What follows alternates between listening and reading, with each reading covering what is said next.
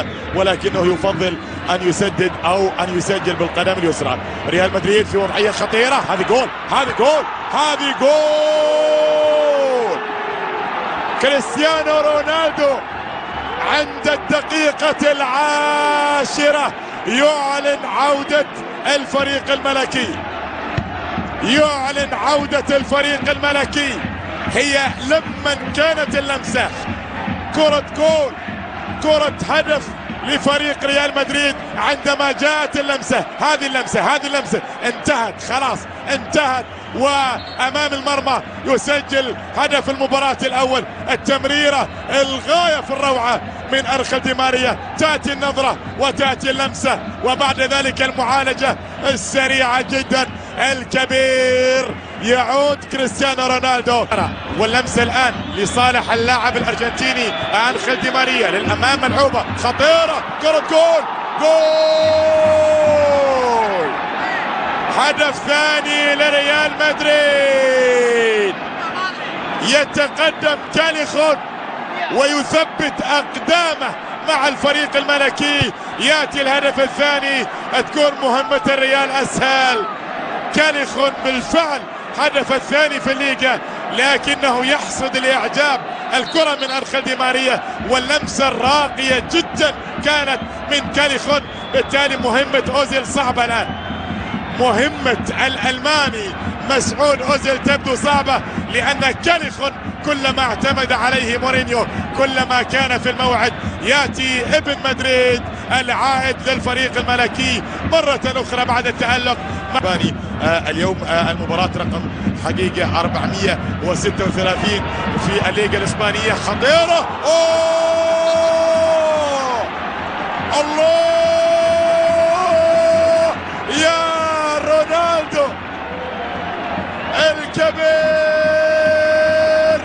يعود مرة أخرى، ويا لها من عودة للكبير في مباراة اليوم. يتقدم كريستيانو، يرسل الكرة لا تصد ولا ترد بهذه الصورة. شوف وين وين وين وين وين، هذه في المكان القاتل مباشرة. تأتي التسديدة ويأتي الهدف الثالث، واعتقد ريال مدريد ينهي الأمور من بدري، ينهي الأمور للأمام. جميلة من جانب كريستيانو، يا سلام يا سلام، هدف رابع، هدف رابع رابع رابع رابع، جول، جول،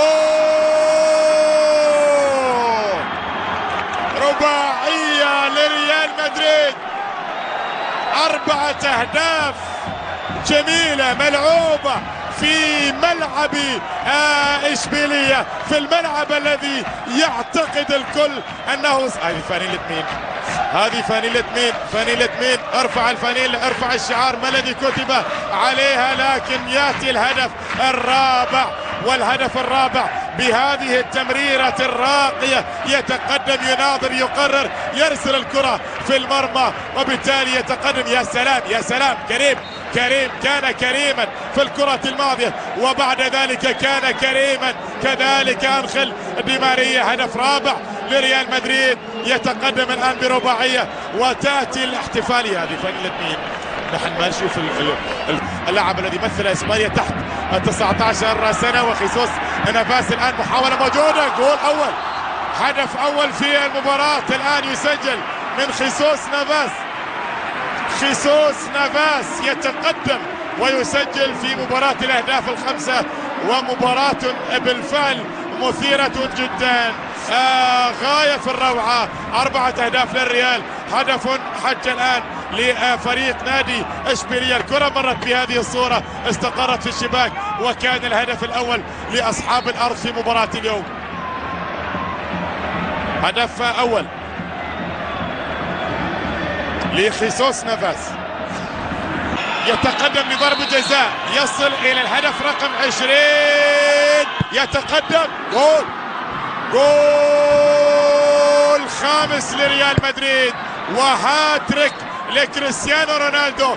وبالتالي ريال مدريد بالفعل في ليلة سعيدة جدا، ليلة سعيدة جدا في الأندلس. في الأندلس طبعا مكان كريم بنزيما المصاب، يدخل حميد التنتوب التبديل ياتي في اللحظات الاخيره، لكن قبل الدخول كان كريستيانو رونالدو يمارس هوايته المفضله ويضرب بقوه ويصل الى الهدف رقم. السيد باراس، عندنا محاولة موجودة الآن، انطلاقة حاضرة لريال مدريد، الكرة في المكان السليم، يا سلام، ملعوبة سليمة، جول سادس، جول سادس للريال، وياتي التن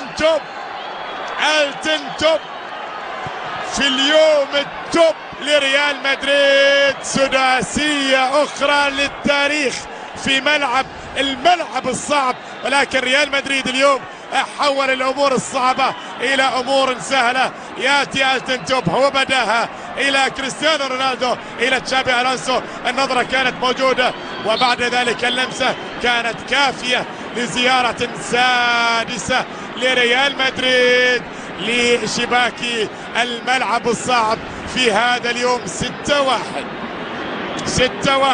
التن توب زيارة، ويسجل بالتالي رقما كبيرا آخر في هذا الموسم الكبير والجميل. هنا محاولة خطيرة موجودة، هدف ثاني ووصلت الآن إلى نفس نتيجة العام الماضي. يا سلام، العام الماضي 6-2، العام الحالي 6-2. ما الذي يحدث بين الفريقين الكبيرين في كرة القدم الإسبانية؟ العام الماضي نيجريدو 6-2 هو سجل هدفي إشبيلية في مرمى فريق السابق، هذا العام كذلك الحال 6-2، بالتالي يحدث هذا مرة أخرى، سيناريو مشابه تماما. وهذا الهدف اللي سجل نيجريدو، التمريرة كانت ممتازة، المرور كان أجمل، ووضع الكرة بالتالي، وأعتقد أن الأمور خلاص